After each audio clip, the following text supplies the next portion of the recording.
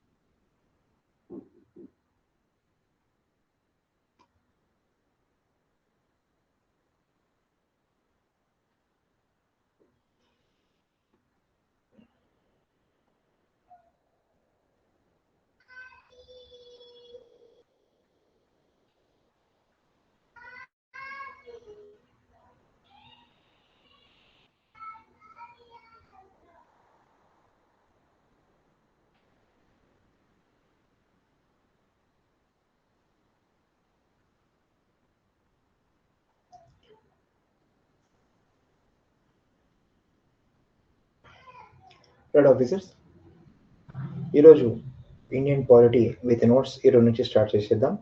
So నిన్నటి వరకు కాస్త ఓవర్వ్యూ ఇచ్చాను కదా, ఇప్పుడు విత్ నోట్స్ తీసుకుందామండి. సో బ్రిటిష్ వారు భారతదేశానికి 1608 సంవత్సరంలో తూర్పు ఇండియా కంపెనీ ద్వారా వ్యాపారులుగా వచ్చారు. 1600 సంవత్సరంలో క్వీన్ ఎలిజబెత్ ప్రదానం చేసినటువంటి ఒక చార్టర్ ద్వారా వారికి భారతదేశంలో వ్యాపారం చేయడానికి సర్వ హక్కులు లభించాయని చెప్పుకోవచ్చు. అయితే వ్యాపారానికే పరిమితమైనటువంటి ఈ బ్రిటిష్ ఈస్ట్ ఇండియా కంపెనీకి 1865లో అలహాబాద్ సంధి ద్వారా బెంగాల్, బీహార్, ఒరిస్సాలలో దివానీ హక్కులు లభించాయి. అంటే ఆదాయం, న్యాయ వ్యవహారాలలో హక్కులని చెప్పుకోవచ్చు. దీంతో భారత భూభాగంపై వీరికి అధికారం మొదలైంది. 1858లో జరిగినటువంటి సిపాయిల తిరుగుబాటు తర్వాత బ్రిటిష్ ఈస్ట్ ఇండియా కంపెనీ స్థానంలో బ్రిటిష్ ప్రభుత్వం భారతదేశ పాలనను తన ఆధీనంలోకి తీసుకుంది అని చెప్పుకోవచ్చు. మరి ఈ బ్రిటిష్ ప్రభుత్వ పరిపాలన భారతదేశానికి స్వాతంత్రం వచ్చే వరకు కొనసాగింది. అంటే 1947 ఆగస్టు 15 వరకు కొనసాగింది అని చెప్పుకోవచ్చు. అయితే స్వాతంత్రం రావడంతో రాజ్యాంగాన్ని ఏర్పాటు చేసుకునేటటువంటి అవసరం ఏర్పడింది కాబట్టి ఒక రాజ్యాంగ నిర్మాణ సభను 1946లో రాజ్యాంగ రచన కోసం ఏర్పాటు చేయటం జరిగింది. సో 1950 జనవరి 26న భారత రాజ్యాంగం అమల్లోకి వచ్చింది. అయితే భారత రాజ్యాంగంలోని వ్యవస్థలోని అనేక లక్షణాలకు మూలాలు మన భారతదేశంలో పరిపాలన నిర్వహించినటువంటి బ్రిటిష్ పాలన నుండి వచ్చాయని చెప్పుకోవచ్చు. సో బ్రిటిష్ పాలనలో కొన్ని సంఘటనల వల్ల బ్రిటిష్ ప్రభుత్వం తన పరిపాలనా విధానంలో కొన్ని నిర్దిష్టమైనటువంటి పరిపాలనా సూత్రాలని, చట్టాలను చేసింది. ఇవన్నీ భారత రాజ్యాంగాన్ని భవిష్యత్తులో ఎంతో ప్రభావితం చేశాయి. సో భారత రాజ్యాంగం రూపుదిద్దుకోవడంలో కూడా తమదైనటువంటి ప్రభావాన్ని చూపించగలిగాయి. సో ఆ రకంగా ఈ బ్రిటిష్ ఈస్ట్ ఇండియా కంపెనీ ఆ తర్వాత బ్రిటిష్ ప్రభుత్వ పరిపాలన నుంచి గనక గమనిస్తే 1773 నుంచి 1858 వరకు, అదేవిధంగా దీనినే కంపెనీ పరిపాలన అంటారు. 1858 నుంచి 1947 వరకు ఈ యొక్క కాలాన్ని చక్రవర్తి పరిపాలన అని పిలవటం జరుగుతుంది. Okay, right. సో మరి రెగ్యులేటింగ్ చట్టం 1773 చూడండి. ద కంపెనీ రూల్ 1773 1858 మధ్యలో సో ముందుగా రెగ్యులేటింగ్ యాక్ట్ని తీసుకురావటం జరిగింది. ఓకే,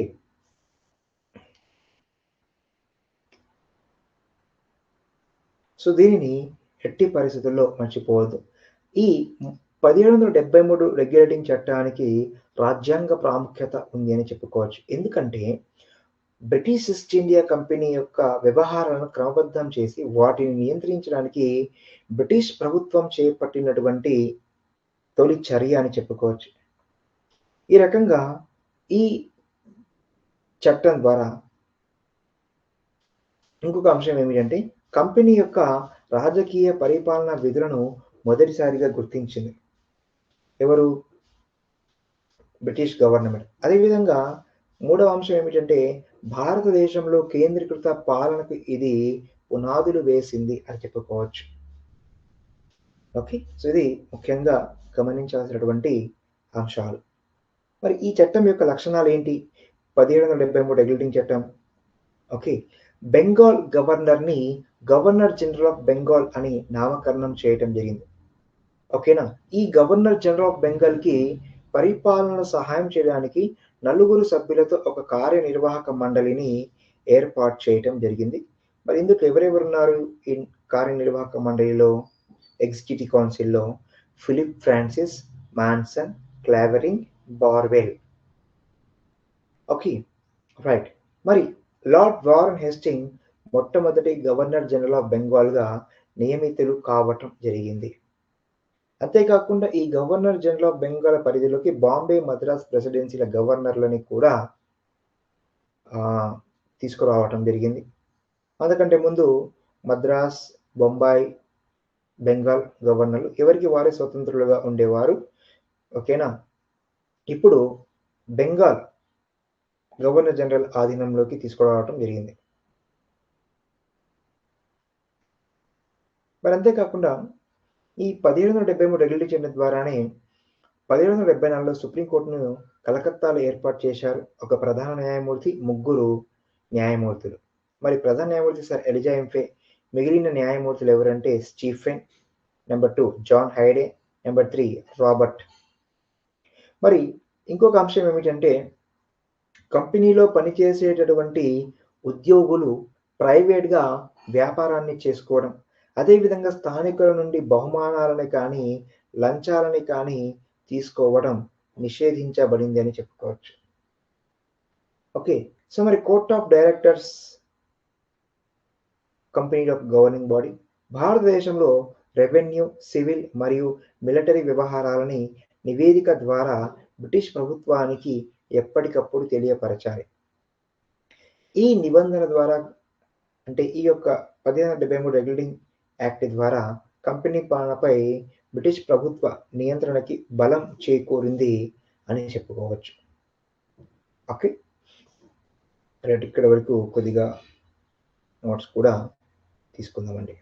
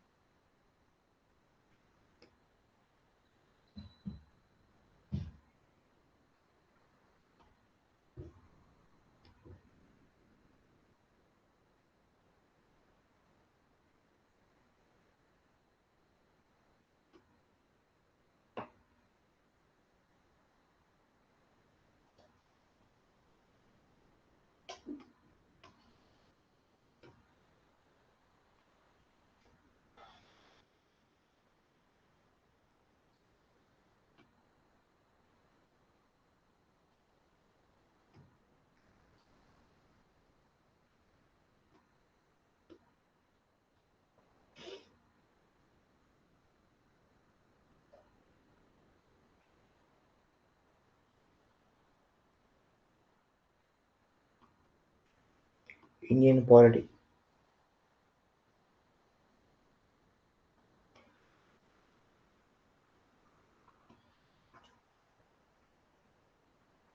భారత రాజ్యాంగ రచన,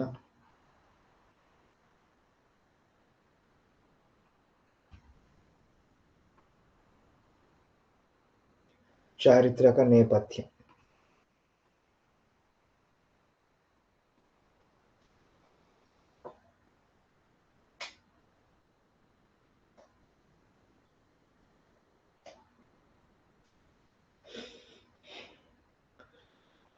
సో భారతదేశంలో బ్రిటిష్ ఈస్ట్ ఇండియా కంపెనీ పాలన ఎప్పటి నుంచి ఎప్పటికి కొనసాగింది? 1773 నుంచి 1858 వరకు, క్రీస్తు శకం 2 కూడా. తర్వాత బ్రిటిష్ రాజు లేదా రాణి పాలన 1858 నుంచి 1947 వరకు కొనసాగింది.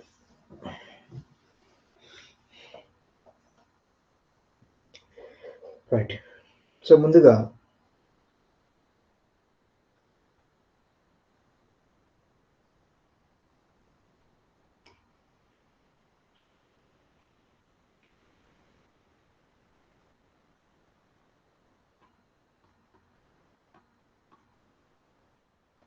కంపెనీ పరిపాలన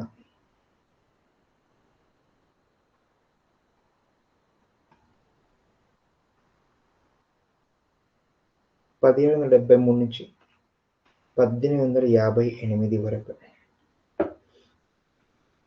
సో ముందుగా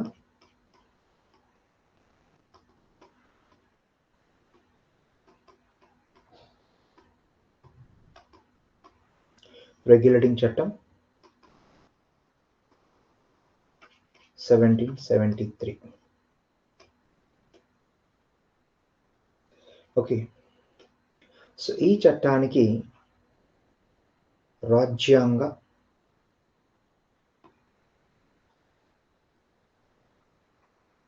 ప్రాముఖ్యత ఉంది. ఓకే. ఎందుకంటే first point, British east India company వ్యవహారాలను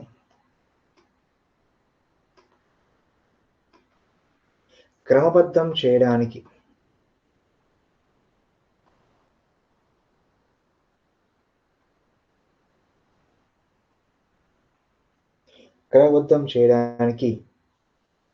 అదేవిధంగా నియంత్రణ చేయడానికి బ్రిటిష్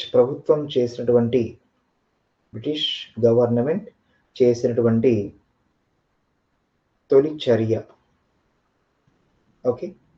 నెంబర్ 2 ఏంటి? కంపెనీ యొక్క రాజకీయ పరిపాలనా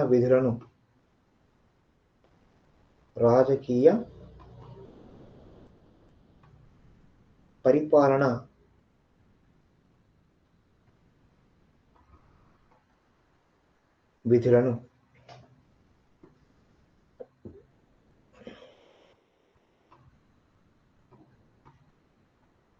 మొదటిసారిగా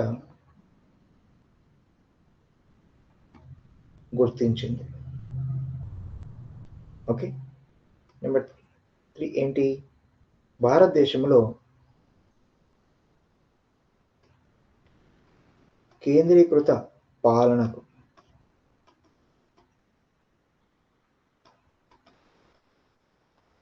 పునాదులు వేసింది అని చెప్పుకోవచ్చు. ఓకే.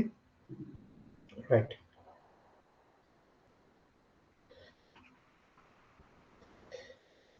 ఈ చట్టం యొక్క లక్షణాలు గమనిస్తే, ఫస్ట్ వన్, బెంగాల్ గవర్నర్ కాస్త ఏమయ్యాడు? Governor general of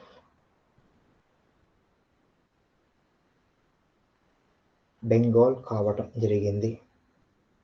okay. So ఈ గవర్నర్ జనరల్ ఆఫ్ బెంగాల్కి పరిపాలనలో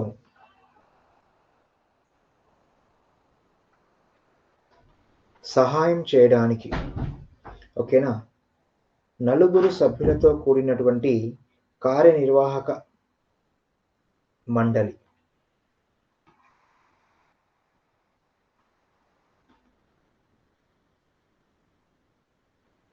లేదా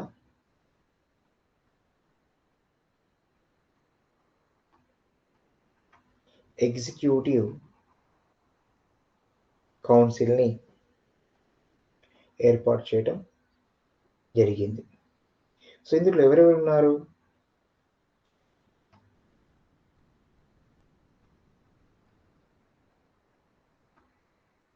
ఫిలిప్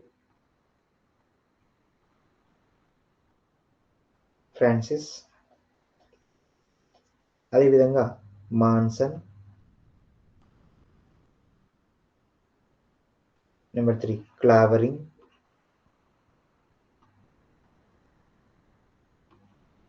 అదేవిధంగా బార్వెల్,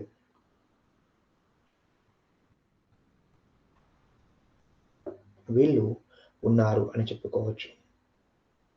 రైట్. సో ఇక్కడ బెంగాల్ గవర్నర్గా ఉన్నటువంటి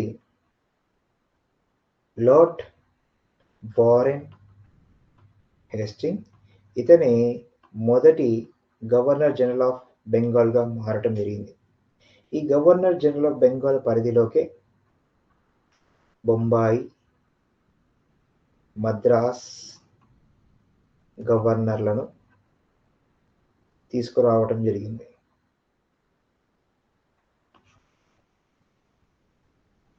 రైట్. సో ఇది ముఖ్యంగా గమనించాల్సినటువంటి అంశం అన్నమాట. అంతకంటే ముందు బొంబాయి, మద్రాస్, బెంగాల్ వాళ్ళు ఎవరికి వారు స్వతంత్రంగా ఉండేవారు. రైట్. అదేవిధంగా ఈ చట్టం ద్వారానే 1774లో కలకత్తాలో సుప్రీంకోర్టుని ఏర్పాటు చేశారు. 1+3 న్యాయమూర్తులు. 1 అంటే ప్రధాన న్యాయమూర్తి సర్ ఎలిజా ఇంఫే, అదేవిధంగా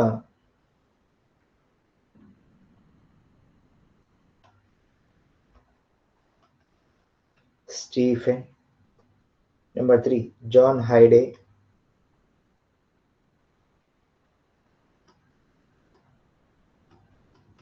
నెంబర్ 4 రాబర్ట్ చాంబర్స్.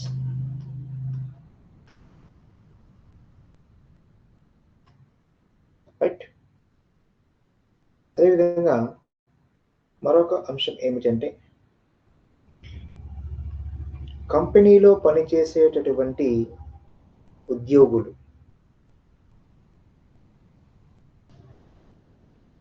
కంపెనీలో పనిచేసేటటువంటి ఉద్యోగులు ప్రైవేట్గా వ్యాపారం నిషేధించటం జరిగింది.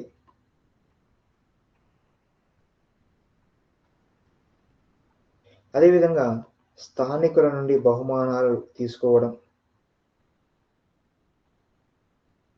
నిషేధించబడింది. ఓకే. రైట్. మర్చిపోవద్దు.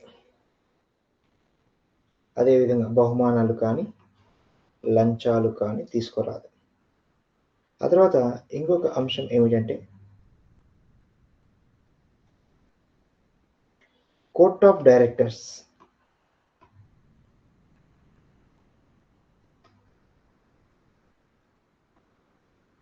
Court of directors. సో భారతదేశంలోని రెవెన్యూ, సివిల్ మరియు మిలిటరీ వ్యవహారాలు, రెవెన్యూ, సివిల్, మిలిటరీ వ్యవహారాలు నివేదిక ద్వారా బ్రిటిష్ గవర్నమెంట్కి ఓకేనా అందచేయాలి.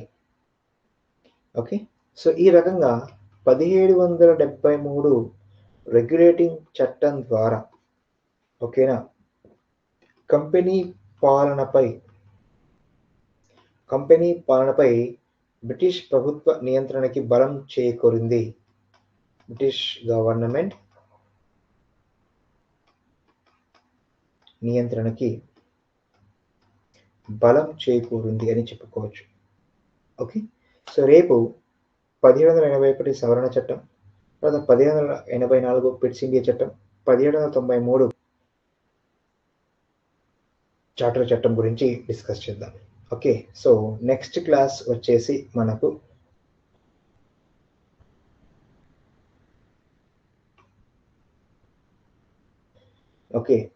ఇండియన్ సొసైటీ క్యాస్ట్కి సంబంధించినటువంటి అంశాలు డిస్కస్ చేద్దాం. ప్రస్తుతానికి సెలవు. Thank you very much.